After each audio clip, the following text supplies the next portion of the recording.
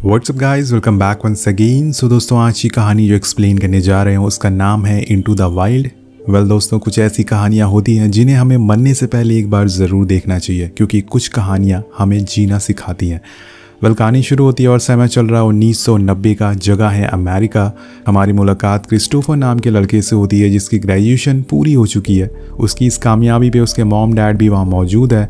अब ग्रेजुएशन की खुशी में उसके डैड उसे एक कार गिफ्ट करते हैं, पर वो लेने से मना कर देता है क्योंकि उसकी बहन ने बताया था कि जब वो और मैं पैदा हुए तो आपकी शादी नहीं हुई थी, जिस बात से उसे खुद पे बहुत गिल्ट फील होता है। अब देर रात क्रिस्टोफर सोचता रहता है कि क्या अब उसे वो चीज़ शुरू करना चाहिए जो उसने बचपन से सोच रखी थी, और जिसके बाद उसके अंदर से आवाज़ आती है कि हाँ, अब वो समय आ चुका है। वो अपने ID card, credit card, passport सब कुछ जला देता है और अपनी सारी सेविंग एक एनजीओ में दान कर देता है। और अगले दिन सूरज निकलने से पहले ही वो अपनी नई जिंदगी जीने के लिए निकल जाता है। यहाँ से शुरू होता है चैप्टर 1।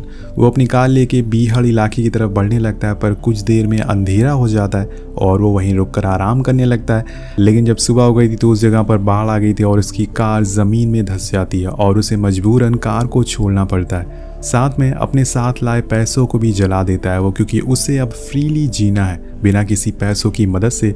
और साथ में लाए पैसों को भी वो जला देता है क्योंकि अब उसे एक फ्रीली लाइफ जीना था बिना किसी पैसों की मदद से। वो हिच हाइकिंग करके आगे बढ़ना चाहता था, लेकिन उसे कोई भी लिफ्ट नहीं देता तो वो पैदल ही आगे बढ़ने लगता है। अब एक जगह रुक कर वो फ्रेश होता है। वहाँ पे उसे अपना नाम भी चेंज कर लिया था, जो कि था अलेक्जेंडर। यहाँ से वो सीधा जंगल के अंदर घुस जाता है, जहाँ पे उसके पास नेचर था। कोई कार का शोर नहीं था, ना ही कोई लोग थे। हर तरफ शांति थी। वो कुछ दिन जंगल में गुजारता है और अपने अंदर के इंसान को पहचानने की कोशिश करता है, जिसके बाद वो आगे का सफ़र तय करता है। वहाँ से वो रोड की तरफ आता है, जहाँ पे उसे जेन और एलेक्स नाम के कपल मिलते हैं जो उसकी तरह एक मुसाफिर थे। वो दोनों क्रिस को लिफ्ट दे देते हैं और कुछ दिनों तक वो अपने साथ ही रखते हैं। उसे भी उन दोनों का साथ बहुत ही अच्छा लगने लगता है। क्रिस उन दोनों को हमेशा साथ देखना पसंद करता था और यही वजह थी कि उसने कुछ ही दिनों में दोनों की नाराज़गी को दूर कर दिया था, जिससे वो दोनों एक बार फिर से साथ हो जाते हैं। अब उसके जाने के बाद जेन बहुत ही इमोशनल हो जाती है क्योंकि वो चाहती थी कि वो उसके साथ कुछ दिन और रहे। वो उसके बेटे की याद दिलाता था। लेकिन क्रिस को अब अपनी अगली मंजिल के लिए निकलना होगा। उसे अपना सपना पूरा करना है, पर वो क्या है ये आपको थोड़ी देर में पता चल जाएगा। वेल, अब यहाँ से शुरू होता है चैप्टर 2। उसका ऐसा मानना है कि लोग अपनी फैमिली से दूर होकर भी रह सकते हैं, जैसे कि वो कर रहा है। उसे बस नेचर के पास में ही रहना है। अब चलते चलते उसकी मुलाकात वेन नाम के आदमी से होती है जो एक हार्वेस्टिंग कंपनी चलाता था। अब क्रिस को उसका काम बहुत पसंद आता है, इसलिए वो वहीं रुकने का डिसाइड करता है। वो काम उसके लेवल का तो नहीं था, लेकिन वो खुद को पुश करता है क्योंकि कोई काम छोटा या बड़ा नहीं होता, लोग उसे छोटा बना देते हैं। अब वो वेन के साथ ही रहता और उसे अपनी इस जर्नी के बारे में बताता है कि उसका एक सपना है कि वो अलास्का में जाके रहे, वहीं खाए पिए और सो जाए। अब इस सपने को पूरा करने के लिए वो महीनों से चल रहा है, लेकिन जब वो वहाँ पहुँचेगा तो उसके लिए मुझे एक बंदूक भी चाहिए थी। क्या तुम मुझे दे सकते हो? पहले तो वेन सोचता है कि ये आदमी सच में पागल है, पर उसके जज्बे को देखकर वो हार मान जाता है और उसे वादा करता है कि जब वो यहाँ से जाएगा तो वो उसे बंदूक ज़रूर देगा। अब कुछ दिनों बाद वो अपना वादा पूरा करता है। तभी एक दिन वेन को पकड़ने पुलिस आ जाती है क्योंकि उसने पायरेसी रूल तोड़े थे। लेकिन अरेस्ट होने से पहले वो क्रिस से कहता है कि अपने सपने को पूरा ज़रूर करना। अब वेन को वहाँ ना होने की वजह से उसका दिल वहाँ नहीं लगता और इसलिए वो उस जगह को छोड़कर आगे बढ़ जाता है। पर आज पहली बार बीच रास्ते में उसे उसकी फैमिली की याद आती है। उसके साथ बिताए पल याद आते हैं। हर किसी को किसी की ज़रूरत पड़ती है, चाहे वो हमारी फैमिली हो या फिर लाइफ पार्टनर। इधर उसकी फैमिली, उसके मॉम डैड भी उसे ढूंढने की कोशिश करते हैं, लेकिन उन्हें कुछ भी पता नहीं चलता। और यहाँ हम क्रिस को देखते हैं जो अपनी मंजिल से भटकना नहीं चाहता था, इसलिए वो उन चीज़ों को एक पुल के नीचे दफना देता है, उनकी यादों को, जिसे देखकर वो अपनी फैमिली को मिस करता था। अब यहाँ अलास्का पहुँचने के लिए उसे कोलोराडो नाम की रिवर पार करनी होगी, जो कि बहुत ही खतरनाक होती है, पर उसे पार तो करना ही होगा। इसलिए वो पुलिस से परमिशन मांगने जाता है कि उसे वहाँ राफ्टिंग करनी है। वो कहते हैं कि अभी वेव बहुत तेज़ है और तुम्हें कोई एक्सपीरियंस भी नहीं है। तो क्रिस पूछता है कि ठीक है, मैं कितने दिन में राफ्टिंग कर सकता हूँ? तो बताते हैं कि करीब 12 साल। तो पुलिस वाला अपनी ही धुन में लगा हुआ था। वो उसे ज़्यादा गौर नहीं करता, इसलिए झूठ बोल देता है। पर क्रिस को तो ये पार करना ही होगा और आगे बढ़ने के लिए वो बिना परमिशन के राफ्ट करने की सोचता है, पर ये जितना सोचा था उससे ज़्यादा मुश्किल था। लहरें बहुत ही तेज़ होती है पर वो जैसे तैसे करके उसे पार कर लेता है। और यहाँ होती है उसकी एक और कपल से मुलाकात जो कि बहुत ही बिंदास टाइप की होते हैं और मज़े कर रहे होते हैं।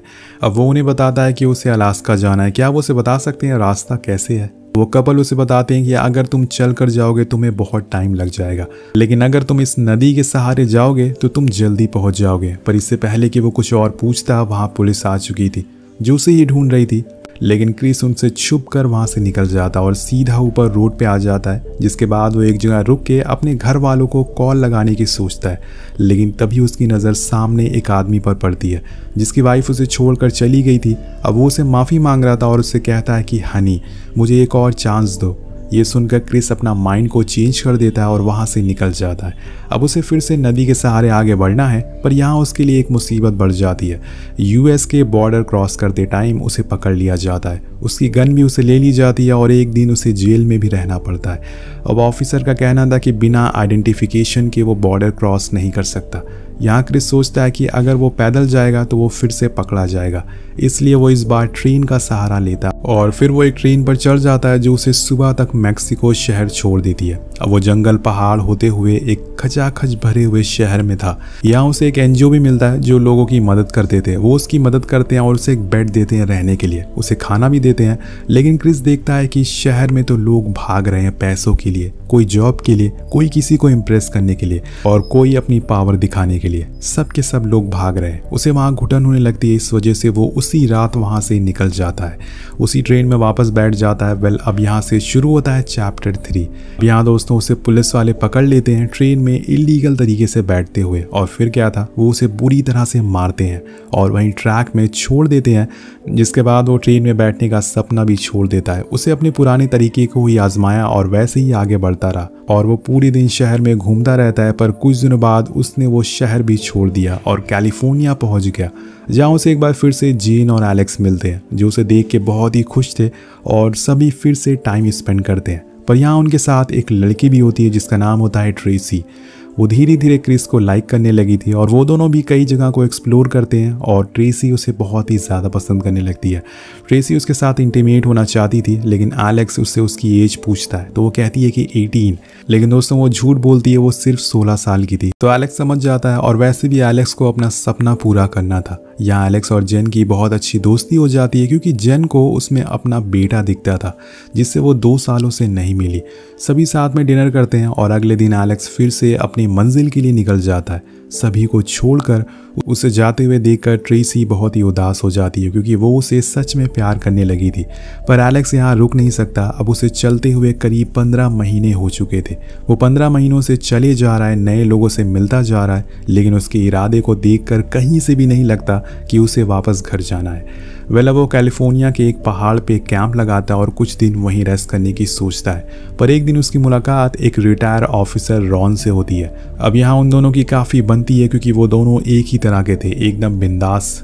रॉन उसे अपने साथ वहाँ के काफ़ी फेमस जगहों पे ले जाता है। दोनों साथ में बहुत टाइम स्पेंड करते हैं। रॉन उसे पूछता है कि तुम्हारी एज क्या है, तो वो कहता है कि 23। तो रॉन को थोड़ा शौक लगता है। वो कहता है कि तुम्हें नहीं लगता कि तुम्हें अपनी एजुकेशन कंप्लीट करना चाहिए, तुम्हें कोई जॉब करनी चाहिए, तुम्हें अपने फ्यूचर पे ध्यान देना चाहिए। तो एलेक्स कहता है कि मुझे लगता है कि करियर 20वीं सेंचुरी का इन्वेंशन है और मुझे वो नहीं चाहिए। मेरे पास कॉलेज डिग्री है, आपको चिंता करने की ज़रूरत नहीं है। अब रॉन को उसका नेचर काफ़ी अच्छा लगता है, उसकी स्पिरिट काफ़ी पसंद आती है, इसलिए वो उसे अपने घर ले जाता और बात करता है, अपनी बीवी के बारे में बताता है और कहता है कि बहुत समय पहले उसकी डेथ हो चुकी है और उसका बेटा एक कार एक्सीडेंट में मारा गया और वो यहाँ पे अकेले है और अब वो यहाँ छोटी सी लेदर शॉप चलाता है। अब यहाँ क्रिस को उसके काम में इंटरेस्ट आने लगता है, इसलिए वो उसका काम सीखता है और एक दिन वो ऐसे ही बेल्ट बनाता है जिसमें वो अपनी पूरी जर्नी को मेंशन करता है कि कैसे वो आगे बढ़ा और उसने क्या क्या किया। पर ऐसे ही करते करते उसे 2 महीने बीत जाते हैं, लेकिन अब उसे यहाँ से निकलना है अलास्का के लिए क्योंकि कुछ ही दिनों में मौसम खराब होने की संभावना बहुत ज़्यादा है। अब यहाँ रॉन को क्रिस का साथ बहुत पसंद आने लगा था। वो चाहता था कि वो उसे छोड़कर ना जाए, इसलिए वो उसे बोलता है कि अगर मुझे कुछ हो गया तो मेरा वंश खत्म हो जाएगा। मैं चाहता हूँ कि तुम मेरे साथ ही रहो और मेरे वंश को आगे बढ़ाओ। एक तरीके से वो उसे अडॉप्ट करना चाहता था, लेकिन क्रिस बोलता है कि मैं अभी इस चीज़ के बारे में आपको नहीं बता पाऊंगा। हाँ, लेकिन जिस दिन मैं अलास्का से वापस आऊँगा उस दिन हम इस बारे में ज़रूर बात करेंगे। वेल गाइस, हमें इस पूरी कहानी में एक बात ज़रूर सीखने को मिलती है कि इज्जत करना, किसी के साथ रहने का तरीका आना चाहिए जिसकी बदौलत आप किसी का भी दिल जीत सकते हैं, जो कि यहाँ पे क्रिस ने कर लिया था। वो जिनसे भी मिला था सब चाहते थे कि वो उसके साथ रहे। वेल, अब वो अलास्का के लिए निकल जाता है और एक कार वाला उसे वहाँ तक ड्रॉप कर देता है, पर वो देखता है कि उसके बूट्स खराब हो चुके हैं। देखता है कि उसके पास बूट्स नहीं है तो वो अपने बूट उसे गिफ्ट के तौर पर दे देता है, जिसे लेकर क्रिस निकल जाता है अपने सपने को पूरा करने के लिए। पर क्या ये इतना आसान होगा, क्योंकि ये दुनिया की सबसे खतरनाक जगहों में से एक है। क्रिस यहाँ पे अपने साथ खाने पीने का कुछ सामान भी लाया था, उसके पास कुछ बुक्स भी थी। वो एक पेड़ पर अपनी टोपी निशानी के तौर पर लगा देता है, क्योंकि उसके रास्ते में एक नदी थी जिसे उसे पार करना था, पर जब वो वापस आएगा तो उसे रास्ता याद रहेगा। अब वो उस नदी को पार करता है, उसके साइड में ही एक कैंप लगा लेता है और बड़े मज़े से ही इस पल को जीने लगता है, जिसमें वो किताबें पढ़ता है, शिकार करता है, उसे पकाता है, खाता है, और दिन कैसे निकल रहे थे उसे पता ही नहीं चल रहा था। पर यहीं से उसकी असली कहानी शुरू होने वाली थी, क्योंकि धीरे धीरे करके उसका खाना अब खत्म होने की कगार पर आ चुका था। लेकिन दोस्तों, वो कहते हैं ना कि ऊपर वाला भी अच्छे लोगों का साथ नहीं छोड़ता। अब चलते हुए एक दिन उसे एक बस दिखती है। उसे लगता है कि शायद ये जिसकी भी होगी वो आसपास ही होगा, लेकिन काफ़ी देर इंतज़ार करने के बाद वहाँ कोई नहीं आता, जिस वजह से वो उस बस पर कब्जा कर लेता है और वो बस में रहने चला जाता है। वेल, अब इस जानलेवा ठंड में उसे एक ठिकाना तो मिल गया था। अब वो उस बस को मैजिक बस का नाम देता है। वो सारा सामान उसमें रख लेता है। अब यहाँ क्रिस का हर रोज का काम होता है, जिसमें वो सोने से पहले बुक्स पढ़ता था, आज उसने दिन में क्या किया ये लिखता था, और कितने दिन बाद उसे घर जाना है ये भी लिखता था। पर यहाँ देखते ही देखते समय बीतने लगता और क्रिस का वजन अब कम होने लगा था, जिस वजह से उसे हर महीने अपने बेल्ट में एक नया होल बनाना पड़ता था। एक दिन वो एक डियर का शिकार करता है, जो कि बहुत ही बड़ा होता है। उसे बहुत खुशी थी कि अब उसका मांस खाकर वो कई दिनों तक सरवाइव कर पाएगा और उसे स्टोर करके रख पाएगा। लेकिन दोस्तों, ये नेचर है, यहाँ पर किसी भी चीज़ को स्टोर नहीं कर सकते, जिस वजह से उसका ये प्लान भी फेल हो जाता है और वो डियर का मांस डिकम्पोज होने लगता है, जिससे उसे एक दिन और भूखा ही रहना पड़ता है। लेकिन दोस्तों, अब यहाँ उसके बस की बात नहीं थी, इसलिए वो फाइनली डिसाइड करता है कि उसे जो करना था उसने कर लिया है। अब उसे यहाँ से जाना चाहिए, वरना वो भूख से ही मारा जाएगा। लेकिन मैंने कहा था ना कि अब असल कहानी तो यहाँ से शुरू होने वाली है। क्रिस अपना सामान पैक करता और निकल जाता है जिस रास्ते से वो आया था। लेकिन जिस नदी को पार करके वो यहाँ तक पहुँचा था वो अब अपनी पीक पर थी और मौसम बदल चुका था और उसका इस नदी को पार कर पाना नामुमकिन के बराबर था। अगर उसने ऐसा करने की कोशिश करी तो उसका सामान बह जाएगा और उसकी मौत हो जाएगी। लेकिन उसके पास कोई ऑप्शन नहीं होता है, इसलिए उसे इस खतरे में उतरना ही पड़ता है। उसे दूर टंगी अपनी टोपी भी दिखती है, वो पानी में जाता है बट उसका आधा सामान बह जाता है और तभी वो भी बहने वाला होता है कि तभी वो एक पेड़ को पकड़ लेता है, जिससे उसकी जान बच जाती है। अब यहाँ क्रिस को मजबूरी में वापस अपनी मैजिक बस पर लौटना पड़ता है। जिस क्रिस को हमें कहानी की शुरुआत में देखा था, जिसे किसी बात का डर नहीं था, किसी बात की टेंशन नहीं थी, वो अब बदल चुका है, क्योंकि भूख और हालात हर किसी इंसान को बदल कर रख देते हैं। क्रिस के पास अब खाने का सामान खत्म हो चुका है, यहाँ तक कि वो अपना शिकार भी नहीं कर सकता। उसे गुस्सा आने लगा है, चीज़ों को तोड़ने लगा है, वो चिल्लाने लगा है, हर रोज़ बस खाने की तलाश में रहता है। पर आखिर में उसे जंगल से कुछ फल और पौधे खाकर गुजारा करना पड़ रहा है। लेकिन उसी फल और पौधे में एक पौधा होता है जो कि बहुत ही जहरीला होता है, इसलिए वो अपने साथ किताब लाया था जिसमें वो हर रोज कि कौन सा पौधा जहरीला है या फिर नहीं है। अब धीरे धीरे क्रिस कमजोर होने लगा था, उसकी आई साइड भी वीक हो चुकी थी, जिस वजह से एक दिन वो उसी जहरीले पौधे को कुछ और पढ़ लेता है और उसे खा लेता है। उसे खाते ही उसे अजीब सा रिएक्शन होने लगता है और क्रिस को अब खुद पे गुस्सा आने लगता है। जब उसे इस बारे में पता चलता है कि इस पूरे सफर में उसे पहली बार लगता है कि उसने यहाँ की गलती कर दी। कुछ दिन बाद वो जहर उसके पूरे शरीर में फैल गया था और उसके अंदर अब इतनी भी जान नहीं थी कि वो उठ सके, पर वो फिर भी हिम्मत नहीं हारता। लेकिन आखिर में उसे पता चल जाता है कि उसका सपना ही उसकी मौत का कारण बनने वाला है। और अब वो अपने आखिरी समय में वो उसी बुक में एक लाइन लिखता है कि happiness only real when shared, यानी कि खुशी तभी अच्छी लगती है जब आप उसे दूसरों के साथ बांटें। क्रिस को समझ आ गया था कि इंसान फैमिली के बिना जी तो सकता है, पर कुछ ही दिनों तक। आखिर में उन्हें ज़रूरत पड़ ही जाती है, जैसे कि आज मुझे पड़ी है, पर आज वो मुझसे कई मील दूर हैं। उसे इस सफ़र में निकले महीनों से ज़्यादा हो गए हैं। एक दिन उसे एहसास हो जाता है कि आज उसकी ज़िंदगी का आखिरी दिन है। वो खुद को पानी से साफ करता और एक जगह जाके लेट जाता है और अपने पलों को याद करने लगता है जो उसने अपने मॉम डैड, अपने दोस्तों के साथ बिताए थे। उसकी आंखों में आंसू थे, पूरी बदन कांप रही थी और फिर अगले ही पल वो दम तोड़ देता है।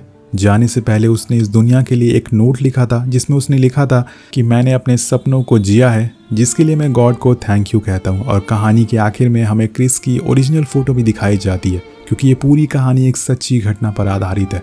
और बताया जाता है कि उसके मरने के 2 हफ्ते बाद मूस हंटर को उसकी लाश देखने को मिली, जिसके बाद क्रिस की बहन को इस बारे में बताया गया। हम क्रिस के डैड को देखते हैं जो बिना कुछ सोचे ही समझे रोड पर निकल जाते हैं।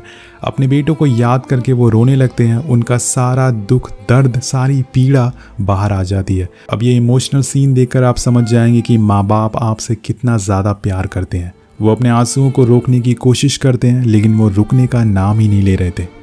अब कुछ दिनों बाद उसकी बहन कैरीन क्रिस की एशेस को लेकर आसमान में उड़ जाती है और कुछ इस तरह से एक सपने के साथ ही इस कहानी का अंत हो जाता है।